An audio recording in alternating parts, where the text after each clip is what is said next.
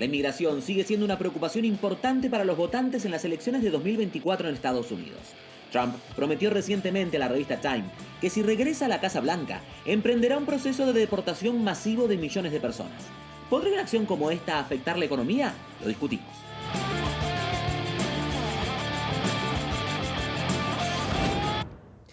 Y para ello saludamos y damos la bienvenida a Antonio Sarabia, profesor de Economía de la Universidad Mercer, que nos acompaña desde Atlanta, Georgia. Antonio, gracias por estar con nosotros. Comencemos hablando justamente de los posibles efectos en la economía de esta medida de Trump. ¿Qué efectos podría tener si finalmente se deciden deportar 15, 20 millones de inmigrantes de los Estados Unidos? Bueno, es una muy mala política, ¿no es cierto? Porque lo que hace es restringir el mercado laboral, que ya venía muy calientito, acuérdate, después de la pandemia. Entonces, lo que vas a hacer, le vas a quitar un montón de dinamismo a la economía, ¿no? Lo que vamos a tener es que los precios van a subir. Imagínate si deportamos 15 a 20 millones de migrantes, pues entonces los precios en la construcción suben, los precios en todos los sectores donde estos migrantes trabajan suben y por lo tanto tenemos precios más altos para los consumidores, ¿no es cierto? Si a eso le sumas que Trump, en el supuesto caso de que llegue a la presidencia, también pusiera las tarifas que le encantan a él poner las tarifas a los productos chinos, que lo mismo está haciendo Biden, que es una barbaridad, es un desastre de política esto de poner tarifas. Bueno, pues si le sumas a eso las tarifas, lo que vamos a tener es una economía que va a empezar a calentarse otra vez, que vamos a tener precios muy altos, la Reserva Federal va a tener que subir las tasas de interés para recolectar dinero y esto nos puede llevar a una recesión. No digo que sea un cataclismo de recesión, pero yo creo que es una política muy mala. ¿Qué podría pasar con los salarios, justamente, si esta medida se lleva a cabo? Pues fíjate, se proyecta que en Estados Unidos se van a crear entre 160,000 y 200,000 trabajos por mes este año. ¿Ok? Que la gente entienda bien esto, 160,000 a 200,000 trabajos este año. Eso es el doble de lo que se podría crear sin la reciente ola migratoria. Es decir, que los migrantes están proporcionando un altísimo volumen de trabajo y por lo tanto los salarios se frenan, es decir, los salarios no suben porque hay una oferta de trabajo que llega al país. Goldman Sachs ha estimado que más o menos el salario sería 0,3 puntos porcentuales más alto en promedio sin la ola migratoria. Entonces, lo fantástico de los migrantes es que nos dan mano de obra barata, los salarios no suben, por lo tanto los costos de producción no suben y por lo tanto los precios de los productos no suben en el mercado. Para resumir, para que la gente lo entienda bien, si deportamos a migrantes tenemos dos efectos. El efecto en la oferta, es decir, que tenemos menos trabajo, el costo de producir sube y por lo tanto los precios en el mercado final suben. Tenemos una restricción de oferta. Y por el otro lado tenemos una restricción de demanda. ¿Por qué? Porque esos 15 a 20 millones de migrantes también son consumidores. Es decir, también llegan a comprar cosas y entonces si los deportas, eso te desinfla la demanda. Por lo tanto, tenemos en general un incremento de precios en la economía y una reducción de la actividad económica que nos podría llevar a una recesión. Es una muy mala política.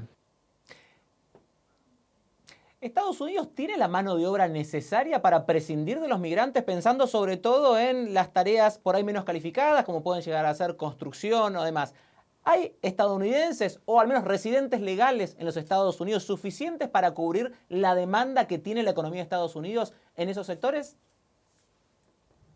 No, acuérdate lo que te acabo de decir, es decir, vamos a crear 160,000 a 200,000 empleos al mes, que eso es el doble. Entonces, claramente lo que va a pasar es que no vamos a tener la oferta de trabajo necesaria y por lo tanto los precios de estos trabajadores van a subir. ¿Quiénes se van a ver beneficiados? Bueno, los residentes legales en el país que no hayan terminado el colegio, por ejemplo, el high school, o los estudiantes jóvenes que pueden acceder a esos trabajos, pero en general eso no va a poder compensar toda la ola migratoria que nos viene. Yo entiendo la dificultad, ¿ah? Hay que ser serios acá, yo entiendo la dificultad, se ponen siempre los ejemplos, hay algunos migrantes que no son buenos, que son malos, que son pueden tener problemas con la ley, etcétera, y hay que tener cuidado. Yo entiendo todo ese razonamiento, pero en general, si tú le pones restricciones muy altas a la migración, si deportas 20 millones, lo que vas a hacer es pegarte un tiro en el pie porque tu economía se va a desinflar.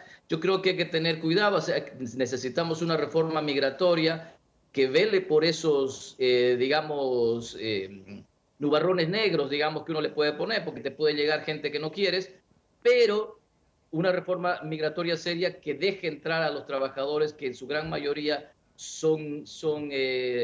digamos, no son criminales, etcétera, que llegan solamente a trabajar y le hacen muy buen, digamos, pie, le dan un muy buen pie a la economía. Sí.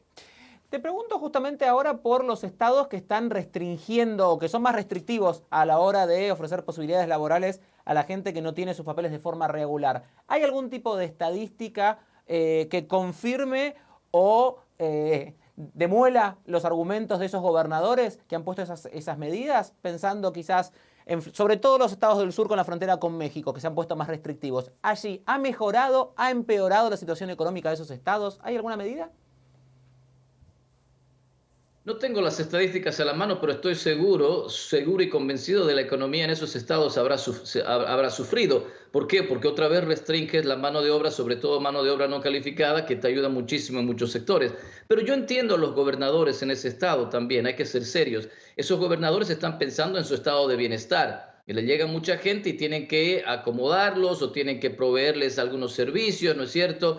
Refugios, etcétera, y todo eso cuesta muchísimo dinero. Entonces, en algún momento esos gobernadores dicen, ¿sabes qué? Ya no tengo plata para pagar todo esto porque me está haciendo un hueco tremendo en mi presupuesto, entonces tengo que poner restricciones. Yo creo que por eso se necesita una reforma migratoria de verdad. Una reforma migratoria que diga, por ejemplo, yo tiro una idea, digo, el migrante que quiere llegar al país, que llegue a la frontera y diga, bueno, me comprometo a no utilizar subsidios estatales. Es decir, me comprometo a no usar el Medicaid, me comprometo a no pedir food stamps, me comprometo a no usar las escuelas públicas, por ejemplo, y todo eso. Yo me sostengo a mí mismo. Firmo, listo, entra el migrante, ¿no es cierto? Y después, un segundo paso en una reforma migratoria que a mí se me ocurre decir, bueno, tengo un empleador, este señor me contrató y yo le voy a pedir al empleador que me haga un sponsorship, que firme por mí y se haga, digamos, cargo si yo tengo algún problema legal, criminal, etcétera. Así se hace, por ejemplo, en Dubái, donde yo viví 6 años. Acuérdate que en Dubái el 80% de la población es extranjera y ellos han sabido lidiar con esta migración y no tienen problemas. Entonces, son cosas que tenemos que ir aprendiendo, tenemos que hacer una reforma migratoria de verdad, porque no le podemos hacer este daño a la economía. La economía se nos va a desinflar si sacamos a 20 millones de migrantes. Hablando justamente de reformas migratorias, con el sistema como está hoy, la situación se sostiene, ¿están entrando la cantidad de trabajadores que la economía de los Estados Unidos necesita, o así como están las cosas tampoco sirve? Digamos, lo que propone Trump nos estaba diciendo no le parece que pueda funcionar. ¿Cómo están las cosas hoy, funciona más o menos o tampoco y también hay que reformarlo? Hay que reformarlo, porque, es decir, tenemos a los migrantes que llegan, nos dan el espaldarazo en la economía, los producen, etcétera, pero tenemos este problema de que nos cargan mucho en el estado de bienestar. Y este es un problema de que Estados Unidos tiene un welfare state, ¿no es cierto? Que provee Medicaid, que provee food stamps, que provee ciertas cosas, que, por ejemplo, uno puede llegar a la escuela pública. Soy inmigrante ilegal, pongo a mi hijo en la escuela pública y esto drena los recursos de los presupuestos de los diferentes estados. Entonces hay un problema, claro que sí, porque esta gente, ¿no es cierto?, está usando el sistema de bienestar de Estados Unidos. Yo creo que por eso se necesita una reforma migratoria. Si nosotros le decimos al migrante que llega a la frontera, mira, no vas a poder usar la escuela pública, no vas a poder acceder a estos servicios que te da el gobierno, no vas a llegar aquí a drenar el sistema de bienestar. ¿Entras o no entras? Yo creo que el 99% entra, porque ellos no llegan a tratar de hacer eso. O sea, eso no es su objetivo. Su objetivo es llegar a trabajar. Pero bueno, tenemos ese compromiso, no drenamos las arcas fiscales y todo el mundo puede trabajar libremente y todas las empresas pueden contratar libremente. Si hacemos eso, le brindamos certidumbre, seguridad jurídica al proceso migratorio, sí, y eso incluso te apalanca muchísimo más la economía. Profesor Antonio Saravia, gracias por estar con nosotros aquí en CNN Dinero. Ha sido un placer.